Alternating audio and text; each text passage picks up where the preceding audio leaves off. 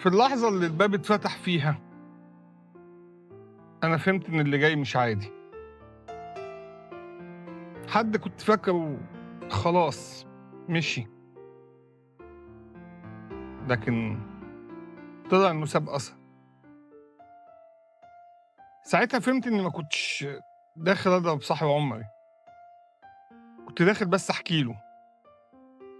أول ما دخلت المكتب وحسيت إني خلاص ماشي، افتكرت صحوبيتنا زمان لما ما كناش بنفارق بعض.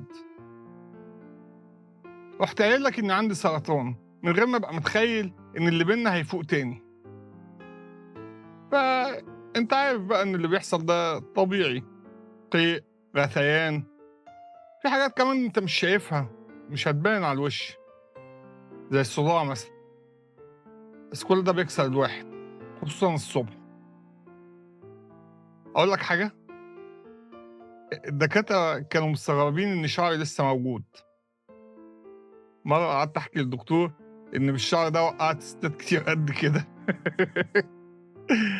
فاكر يالا؟ خلّيني أقول لك يالا بقى، إحنا رجعنا أصحاب زي زمان. الشعر ده جاب لنا بنات كتير أوي، كل حلمهم إن هم يلمسوه، حتى طليقتي كانت واحدة منهم. آه يا أنا يابا، في خبط على الباب، قوم افتح أنت بقى، أنت شايفني قاعد على الأرض أهو. مين يا واد يا وزير؟ أختي؟ بقى لنا 6 سنين ما كلمناش بعض، بس أنا ذكي أوي. ما هو طبعًا جوزها هو اللي قال لها، ما هو المدير الوزير يبقى جوزها. وأيوه، أنا كنت قايل له وعارف إن هو هيقول لها.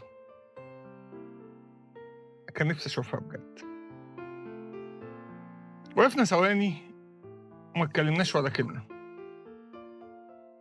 وبعدها دموع وحضن. حبيت أخفف الوضع فقُلت لها أغبى إفيه في الدنيا: أنتِ 0 والدموع 1. طبعًا ما ضحكتش، أنا دمي مش خفيف أصلًا.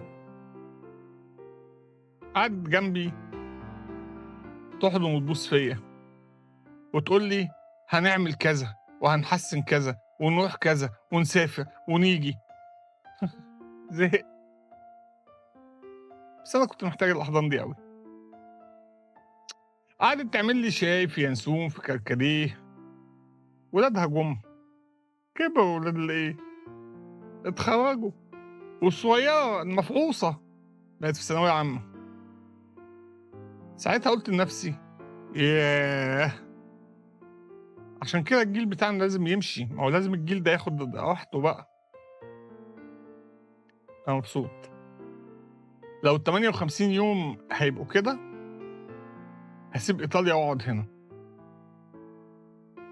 بس أنا عمّال أفكّر من ساعتها، هو إحنا اتخانقنا ليه إحنا الاتنين؟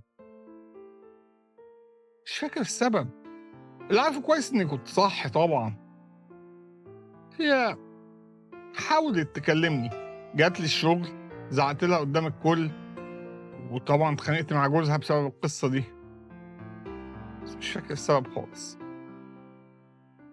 جرس الباب رن، قالت لي أنا هافتح، عرفت إنها عارفة مين جاي. قعدت أشوف بسرعة كده في دماغي مين اللي جُم: ولادها، ولاد عمامي، ولاد خِلاني، يبقى فاضل مين لسه؟ فاضل السبب، السبب اللي بوّظ كل حاجة، طليقتي.